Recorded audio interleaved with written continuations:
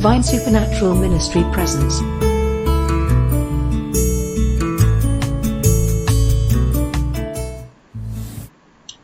प्रभु की तारीफ हो। और इस समय जब हम परमेश्वर की हजूरी में हैं, प्रभु का धन्यवाद करते हैं, उस परमेश्वर की महिमा करते हैं। आज हम खुदा के कलाम से देखेंगे रोमियो 8:6। और इस कलाम को जब हम यहाँ पर पढ़ते हैं तो वचन कहता है कि शरीर पर मन लगाना तो मृत्यु है, परंतु आत्मा पर मन लगाना जीवन और शांति है। मेरे प्यारो, ये शरीर जिसकी मैं और आप चिंता करते हैं, और वचन कहता है कि जो शरीर पर मन लगाता है और वो मृत्यु है। शरीर के काम आप और मैं अच्छे से जानते हैं। चोरी, पाप, व्यभिचार, पर स्त्री गमन, लालच, ऐसी बहुत सी चीजों के विषय में हम जानते हैं, जहां बाइबल में इस बारे में लिखता है कि जो शरीर पर मन लगाता है वो मृत्यु है। और आज बहुत से ऐसे लोग हैं जो सिर्फ शरीर पर मन लगाकर बैठे और उनका शरीर से इतना मोहब्बत हो गया है कि जब थोड़ा दुख आता है तो उसको सह नहीं पाते। इस शरीर से मुझे करना क्या है? इस शरीर को मैंने कैसे परमेश्वर के सामने रखना? ये शरीर से मैंने कैसे परमेश्वर की महिमा करते हुए परमेश्वर की तारीफ करना? मेरे प्यारे, ये शरीर मेरा है क्या?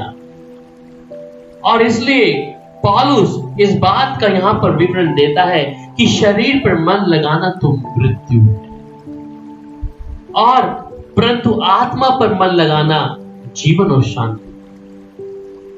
सच, जो व्यक्ति आत्मा पर मन लगाता है उसमें वो जीवन और शांति मिलती है। और आपको मालूम है, तो आप जब यूहन्ना की इंजील को पढ़ते हैं और वहां पर उसकी 14 अध्याय उसकी 6 आयत में वो कहता है कि यीशु ने उससे कहा कि मार्ग और सच्चाई और जीवन मैं हूं, और बिना मेरे द्वारा कोई पिता के पास नहीं पहुंच सकता। मार्ग, सत्य और जीवन। और यीशु के पास जो जीवन है वो कभी खत्म होने वाला नहीं है। हम प्रभु में आए क्या सोचकर? आज बहुत से लोग हैं जो मुक्ता पहने बैठे हैं प्रभु के लिए मसीही नाम लेकर, पर उनका मन परमेश्वर से कोसों दूर है, क्योंकि उन्होंने सिर्फ शरीर की इच्छाओं पर मन लगा लिया, शरीर के साथ मन लगा लिया, और प्रभु से बहुत ही दूर तक उनका कोई संबंध नहीं। क्या आप तो वैसे नहीं हैं? क्या आपका जीवन उस मनुष्य के समान तो नहीं है जो सिर्फ एक मुक्ता पहना है कि मैं मसीह हूं, और मसीह के साथ उसका दूर दूर तक कहीं पर कोई संबंध नहीं है? मेरे प्यारे, आज जब यीशु के वचन को हम यहाँ पे पढ़ते हैं, सर्वशक्तिमान परमेश्वर के वचन को जब हम पढ़ते हैं, यीशु ने कहा मार्ग और सत्य और जीवन मैं हूं। और जीवन क्या मेरा यही है? क्या ये संसार में जीना मेरा जीवन है? क्या संसार के मुझे 10 साल, 20 साल, 30 साल, 40 साल या 60 साल या 70 साल मेरा ये जीवन यही है क्या? ये मुझे दिया क्यों है? ये जीवन मुझे दिया क्यों है? क्या इसलिए कि मैं अपनी ख्वाहिशों को, मैं अपने जीवन की हर इच्छाओं को पूरी कर लूं? अरे जनाब, आप वचन में जाएं तो वहां पर सुलेमान बादशाह के बारे में आप समझ सकते हैं। वह भी होती है, वैभव भी, सुंदरता, लंबा चौड़ा, धन संपत्ति, सब कुछ परमेश्वर ने दिया, सब कुछ। और वही सुलेमान वचन में कहता है सब कुछ व्यर्थ है। शुरू शुरुआत देखें और अंत देखें। सबसे ज्यादा विवेक रखने वाला राजा, और विवेक रखने के बाद परमेश्वर के साथ चल नहीं पाया, अन्य जातियों की स्त्रियों से विवाह किया, और विवाह ही नहीं, उनके तमाम देवी देवताओं को मानना आरंभ कर दिया, उनके लिए मंदिर बनाए। वैभवी राजा सुलेमान, धन और मर्यादा में उसके जैसा कोई नहीं था, विवेक और बुद्धि में उसके जैसा कोई राजा नहीं था। एक विवेक बुद्धि पाया हुआ राजा कर क्या रहा है आखिरी में? गैर जातियों के साथ विवाह कर, उनके लिए उनके मंदिर बनाकर, मंदिर बनाके खुद भी वहां पर दंडवत किया। परमेश्वर ने उससे कहा था कि तेरे जैसा कोई राजा ना होगा ना था, जो बुद्धि उसके पास में थी। पर क्या क्या रहा है? आज बहुत से लोग हैं जो अपने आप को बुद्धिमान कहते हैं,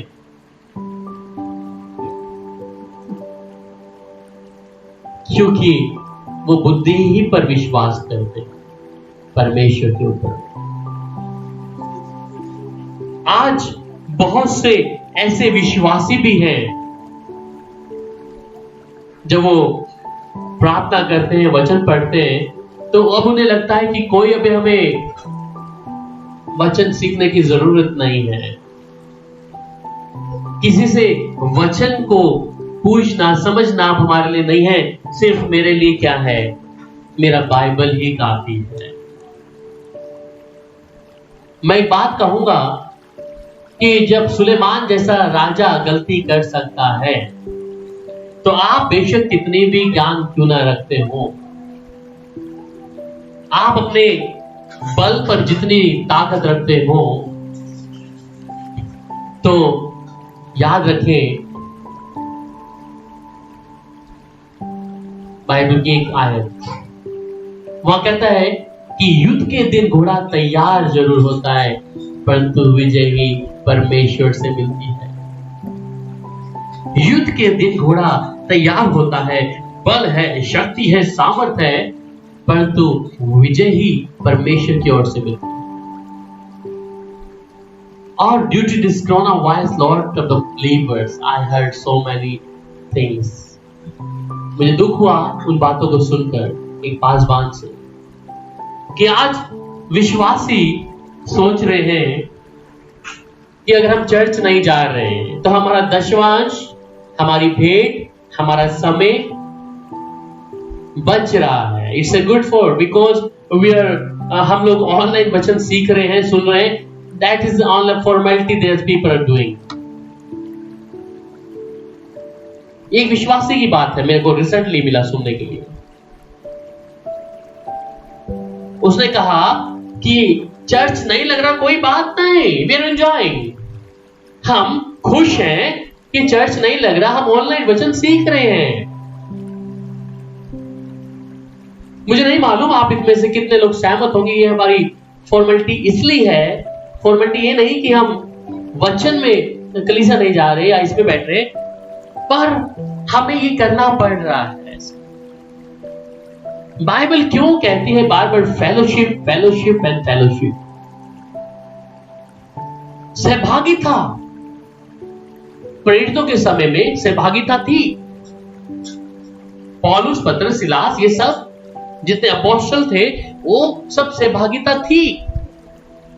और पेंतुकुस्त के दिन में पवित्र आत्मा उनके ऊपर उतरा, एक दूसरे से निरंतर मिल रहे थे। अगर आप ये बात सोचते हैं कि हम कलीसिया नहीं जा रहे, बंद पड़े हैं, ताले लगे हैं, तो इसमें हम कुछ ना कुछ खो रहे हैं,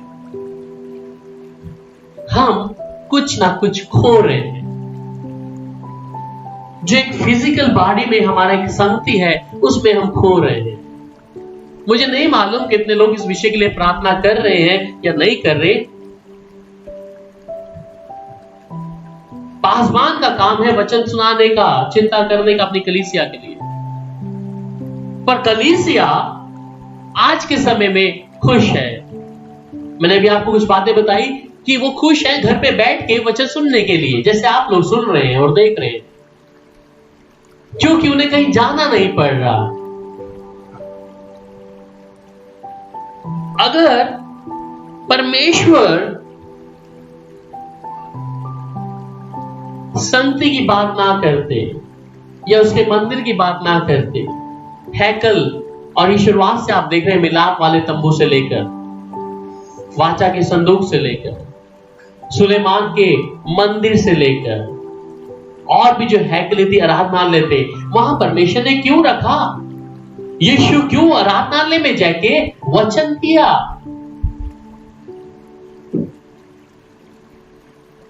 इस बात को जरा आप गौर फरमाएं, इसे हल्का ना ले। मैंने एक वचन पढ़ा आपको कि शरीर पे मन लगाना तो मृत्यु है। मैं इस पॉइंट पे आऊंगा। मेरे प्यारो, परमेश्वर ने क्यों आराधनालय मंदिर बनाने के लिए बोला?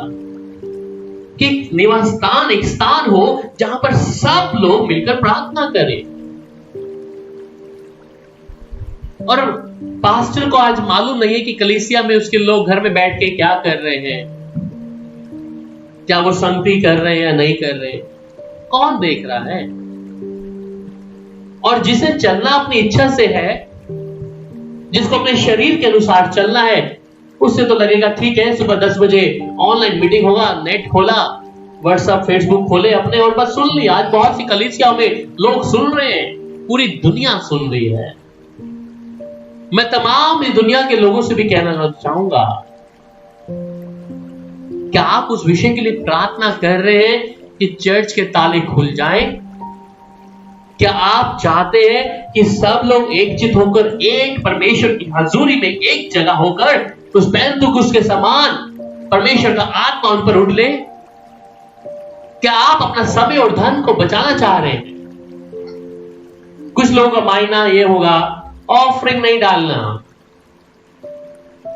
ऐसा है। कुछ लोग बोलेंगे दशमांश नहीं देना। कुछ लोग सोचेंगे मेरी गाड़ी का डीजल या पेट्रोल चर्च तक जाने जाने खत्म हो जाएगा, अरे इससे अच्छा घर में बैठ के प्रार्थना करो, मेरा वो बच रहा है, I am saving money. Those people are the money minded. I have to tell you the clear thing. जो लोग मनी माइंडेड हैं, वो एक एक रुपए के बारे में सोच रहे होंगे। विश्वासियों की बात बता रहा हूं। पर याद रखे कि प्रभु की सेवा जो भी प्रभु का दास करता है वो अपनी इच्छा से नहीं है, प्रभु की इच्छा से। और प्रभु की इच्छा चाहता है प्रभु अपने दास के द्वारा वचनों को देना। और वचन परमेश्वर की सेवा तो चलती ही रहेगी, चाहे इस संसार के चर्चों के ताले बंद भी हो जाएं, चाहे कोई भी व्यक्ति कुछ भी सोचे, प्रभु की सेवा नहीं रुकेगी। प्रभु के दास, प्रभु ने जो खड़े करे सच्चाई और आत्मा चलने वाले, वो वैसे ही उस बटन के साथ में चलते रहेंगे, क्योंकि सेवा परमेश्वर की है, किसी मनुष्य की नहीं। और प्रभु के दास भी सेवा के लिए अगर आए हैं तो प्रभु से पूछ के आए हैं, प्रभु की इच्छा से, किसी इंसान के कहने पे पासबंद नहीं बने, तो प्रभु अपनी सेवा लेगा। मैं आज ये क्यों बता रहा हूं? आज ये विश्वासियों के अंदर कमी आ गई है कि अगर हम नहीं जाएंगे तो पास्टर का चर्च बंद हो जाएगा, पास्टर की जरूरतें पूरी नहीं होंगी। इस गलत फहमी में मत रहे मेरे भाई बहनों। ये दुष्ट की चाल है, वो आपको वचन से भटकाने की कोशिश कर रहा है, वचन के साथ चलने के लिए आपको उत्साहित नहीं करना चाह रहा, इसलिए आपको अपना बीज डालकर परमेश्वर की आराधना से, परमेश्वर की शक्ति से, परमेश्वर के वचन से, परमेश्वर के लोगों से, परमेश्वर की फेलोशिप से वो आपको अलग करना चाहता है। याद रखिए, क्योंकि जो आत्मा पाया हुआ व्यक्ति है वो इस विषय के लिए चिंता नहीं करेगा, और जो प्रभु के ऊपर भरोसा लेके चलने वाला प्रभु का दास है वो भी इस चीज की चिंता नहीं करेगा कि मेरी जरूरत कहां से पूरी होगी। मैं पर्वतों की ओर देखता हूं, मेरी जरूरतें वहां से पूरी होगी, वापिस आ जाए। इसलिए शारीरिक मन शारीरिक व्यक्ति ये बातें सोचेगा कि हम कुछ कर रहे हैं तभी सेवा चलती है, ये कई लोगों का मानना है। मैं ऐसे विश्वासियों को आज क्लियर कह रहा हूं। मैंने सुना है कई वीडियोस में कई लोगों से, पासवानों के लिए उन्होंने बोला है कि हम पैसा देते हैं तब ये दास सेवा करता है। वो अच्छी बात है, आपको प्रभु ने बटन दिया है, पर आपके देने ना देने से भाई सेवा नहीं रुकेगी। आप जिसको मर्जी जाके बोले कि हमने उस फलाने पास्टर को पैसा दिया इसलिए वो सेवा कर रहा है, हम पैसा नहीं देंगे तो सेवा नहीं चलेगी। सेवा आपकी नहीं है, सेवा प्रभु की है। ऐसे कई पासवानों ने मेरे को ऐसा बोला कि पास्टर जी हमारी कलीसिया के कई लोग ऐसा बोला है, क्या ये सच्चाई है? मैंने उस पासवान को बोला कि नहीं भाई, ऐसा सच्चाई नहीं है, आपको प्रभु ने नियुक्त किया है। आज विश्वासियों के द्वारा पासवानों को नीचे गिराया जा रहा है। क्यों? मुझे याद आता है सिर्फ एक राजा दाऊद के विषय में, जिसके हाथ में शाऊल को कर दिया गया था और राजा दाऊद ने उसको मारा नहीं था। ये कौन व्यक्ति बात कर रहा है? शारीरिक व्यक्ति जो अपने धन के ऊपर विश्वास करता है, घमंड करता है। इसलिए परमेश्वर का कलाम उसको कहता है, हे धनी, आज ही तेरे प्राण ले लिए जाएंगे। तो क्या होगा? मेरे अजीजों, ऐसा ना बने। ये दुष्ट की चाल है कि वो आपको परमेश्वर के वचन से, परमेश्वर की हजूरी से पीछे ले जाना चाहता है। वहां पर गलातियों 6:8 में कलाम में वो कहता है, क्योंकि जो अपने शरीर के लिए बोता है वह शरीर के द्वारा विनाश की कटनी काटेगा, और जो आत्मा के लिए बोता है वह आत्मा के द्वारा अनंत जीवन की कटनी को काटेगा। क्योंकि जो अपने शरीर के लिए बोता है, शरीर के लिए मैं क्या बोल रहा हूं? क्या ये बातें बोल रहा हूं किसी पासवान के बारे में बोलकर, किसी विश्वासी के बारे में बोलकर? मेरा शरीर क्यों ऐसा आ गया है? क्या प्रभु ने आपको ऐसा बनाया था मेरे प्यारों? सर्वशक्तिमान परमेश्वर ने क्या आपको ऐसा बनाया था क्या? ये बातें कहां से आ गई मेरे अंदर? वो क्यों कह रहा है? क्योंकि जो शरीर के लिए बोता है वह शरीर के द्वारा विनाश की कटनी काटेगा। आप शरीर के लिए अगर ऐसा कर रहे हैं तो शरीर के द्वारा ही वो कटनी को काटेंगे, विनाश की कटनी। और जो आत्मा के लिए बोता है वह आत्मा के द्वारा अनंत जीवन की कटनी काटेगा। वो अनंत जीवन जो कभी समाप्त नहीं होगा, वो अनंत जीवन जो परमेश्वर ने मुझे और आपको दिया। ये शायद सुनने में आपको अच्छा नहीं लग रहा होगा, पर ये सच्चाई है, ये सच्चाई है। आज लोग अपनी इच्छाओं को, अपने शरीर को शैतान के हाथ में सौंप दिया। परमेश्वर के साथ में कोई संबंध उनका नहीं है। आपको मालूम है ना, रोमियो 8:13 वहां क्या कहता है? वहां रोमियो 8:13 में कहता है, क्योंकि यदि तुम शरीर के अनुसार दिन काटोगे तो काटोगे तो मरोगे। तुम यदि शरीर के अनुसार दिन काटोगे तो पक्का मरोगे। और ये शरीर मुझे क्या करा रहा है? ये शरीर मुझे बताता है मैं खूबसूरत हूं, मेरे जैसा कोई सुंदर नहीं है, मेरी आवाज अच्छी है, मेरी आंखें अच्छी है, मेरा फिजिक अच्छा है। अगर आप ऐसा कर रहे हैं, वचन कह रहा है, मैं नहीं कह रहा, कि यदि तुम शरीर के दिन काटोगे, शरीर के अनुसार दिन काटोगे तो पक्का मरोगे।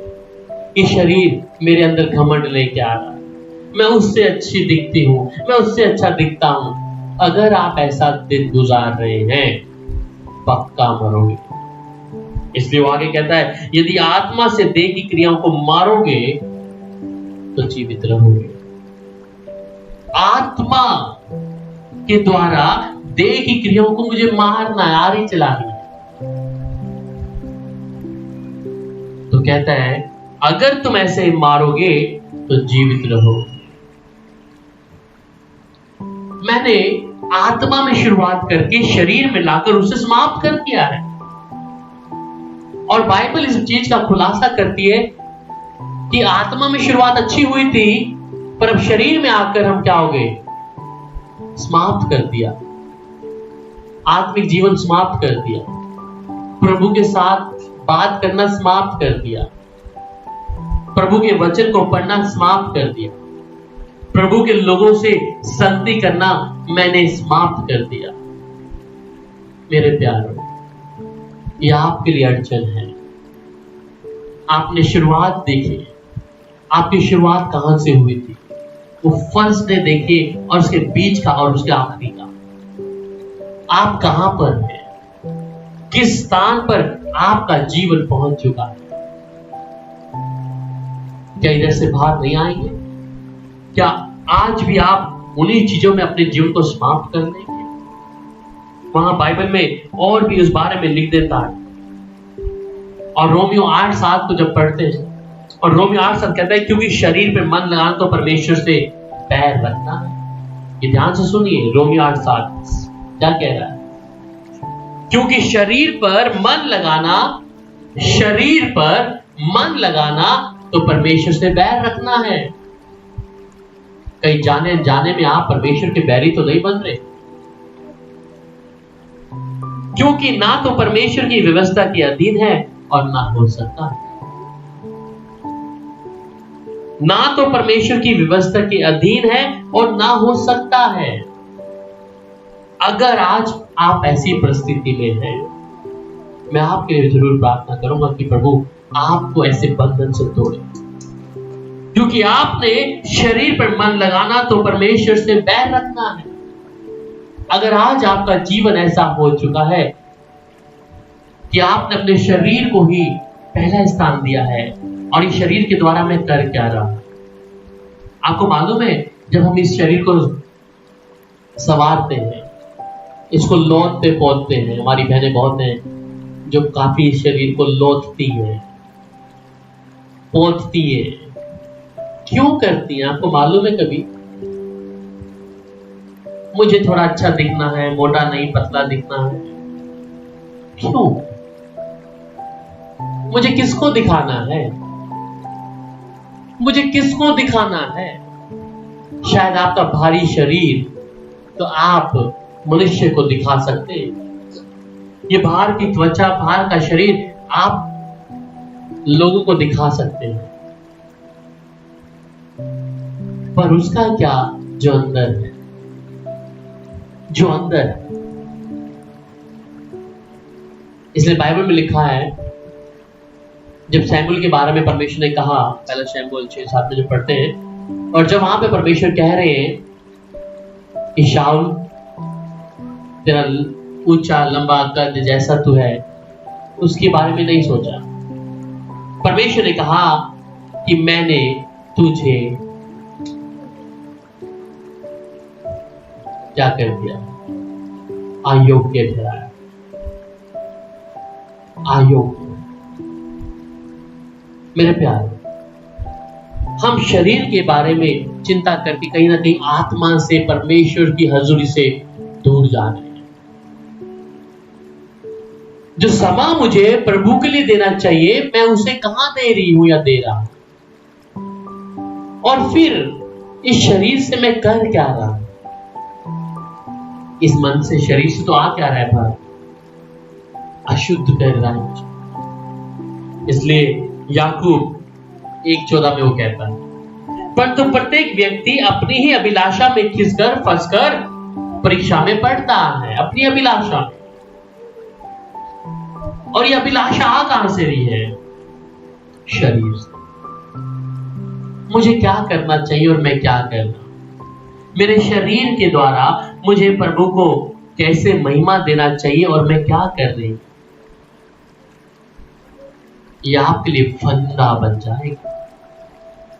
और फिर रोमियो 7 अध्याय उसकी 11 आए, वहां पर कहता है, क्योंकि पाप ने अवसर पाकर आज्ञा के द्वारा मुझे बहकाया।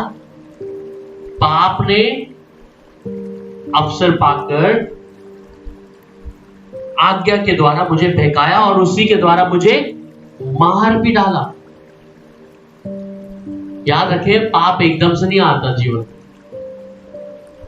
थोड़ा थोड़ा थोड़ा थोड़ा थोड़ा थोड़ा थोड़ा थोड़ा करते करते क्या आएगा, पूरे शरीर पे कब्जा कर ले।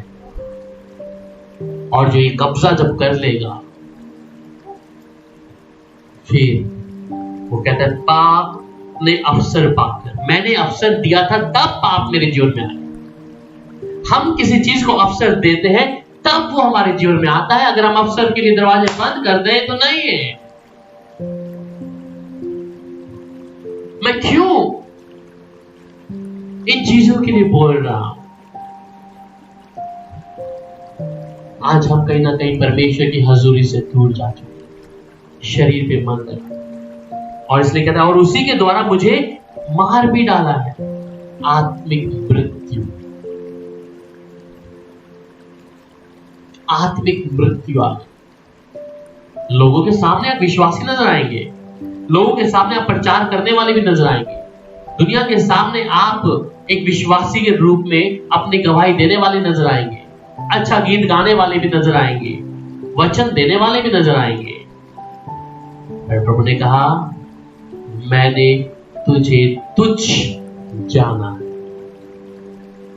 मैंने तुझे तुच्छ जाना है। मेरे प्यारों, अगर ऐसा जीवन मैं और आप कहीं ना कहीं जी रहे, इसलिए बाइबल में लिखा है रोमियो 6:23 कि पाप की मजदूरी मृत्यु है, परंतु परमेश्वर का वरदान हमारे लिए प्रभु यीशु मसीह में अनंत जीवन है। ये पाप की मजदूरी तो मुझे मालूम है कि ये मृत्यु है, मुझे मृत्यु की ओर लेके जाएगी, परंतु वरदान क्या है?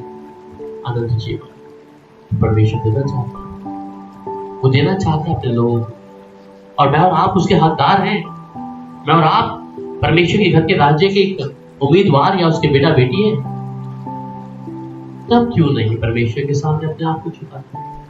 हम सिर्फ शरीर के मन पे, शरीर की इच्छाओं पे, शरीर के ऊपर क्यों आके टिक के बैठे? बाइबल में जहां लिखा है कि अब तुझे क्या हुआ, तेरी दौड़ जैसा तू दौड़ रहा था अब वैसा नहीं दौड़ रहा। अब तुझे क्या हुआ? अगर आप प्रभु की आत्मा के अनुसार चल रहे हैं, प्रभु का वचन पाकर आप अगुवाई पाकर चल रहे हैं, तो आप शरीर पर मन नहीं लगाएंगे। आत्मा में शुरुआत की बात को शरीर पे आके खत्म नहीं करेंगे। आप अपने दिल से ही पूछिए, क्या आप परमेश्वर के साथ वैसे चल रहे हैं जैसा आपको होना चाहिए? क्या परमेश्वर के अनुसार मेरा जीवन है क्या नहीं? ये आपको अच्छे से आपका मन बता देगा, कोई पास्टर नहीं। ये आपका खुद का मन जो आपके शरीर के अंदर है, ये बता देगा कि तू ठीक है या नहीं, तू वचन को मान रहा है या नहीं। ये वचन ही आपको बता देगा मेरे अजीज। इसलिए मेरे प्यारों, अपने आप को प्रभु की हजूरी में रखो। वहां रोमियो 5 उसकी 1 में कहता है कि सो जब हम विश्वास से धर्मी ठहरे तो अपने प्रभु यीशु मसीह के द्वारा परमेश्वर के साथ मेल रखें। अपने विश्वास में कायम रहे, खुदा के साथ में माफी मांगे, उस प्रभु कहे प्रभु मैं तैयार हूं। आइए हम प्रार्थना करते हैं, और अगर ये वचन आपसे बात किया है तो देरी ना करें मेरी प्यारी भाई, आप देरी ना करें मेरे प्यारे भाई, आप प्रभु के सामने आ जाएं, प्रभु को कहे कि प्रभु मैं तैयार, मेरे सर्वशक्तिमान परमेश्वर मैं तैयार। आइए हम प्रार्थना करें। हालेलुया। सर्वशक्तिमान परमेश्वर, मेरे राजा, सर्वशक्तिमान प्रभु, इस समय हर एक व्यक्ति को प्रभु मैं तेरे चरणों में रखता हूं। चाहता हूं प्रभु तेरा वचन प्रभु इनके जीवनों में 100 गुना फल लाए। टूटा हुआ हृदय परमेश्वर के लिए ग्रहण योग्य ठहरता है। इसी समय प्रभु का आत्मा हर एक व्यक्ति को छू ले, हर एक बहन को छू ले प्रभु जी। अगर शरीर में कोई ऐसी चिंताओं को, समस्याओं को, प्रॉब्लम को देखते हैं तो यीशु तेरा वचन भेज कर तू अपने लोगों को शिफा दे। अगर प्रभु ये वचन के द्वारा इन्होंने प्रभु अपनी गलती को माना है, छोड़ा है प्रभु, तो इसी समय दया कर प्रभु, अपने वचन को भेजकर अपने लोगों को प्रभु नजात दे प्रभु। छुटकारा दे पिता परमेश्वर। तेरे लोग इसी समय शिफा पाए, नजात पाए प्रभु। तेरी तारीफ हो प्रभु, तेरी तारीफ हो प्रभु। Hallelujah, hallelujah. प्रभु आपका धन्यवाद। जितने लोग आज दुनिया भर में हैं प्रभु, where the people are, oh Lord, and that the world, oh Lord, if anybody is there to have to take your blessing, take this word of God in their life, and your word of God will be relieved right now, everyone, Lord. They will be relieved right now, Lord, in the name of Jesus, Lord. And प्रभु तेरे नाम की महिमा करवा, तेरे वचन को प्रभु सुनता है प्रभु। तेरा धन्यवाद, शुक्रिया प्रभु, यीशु के सामर्थी नाम में, आमीन। प्रभु की तारीफ हो। और हम इस समय प्रभु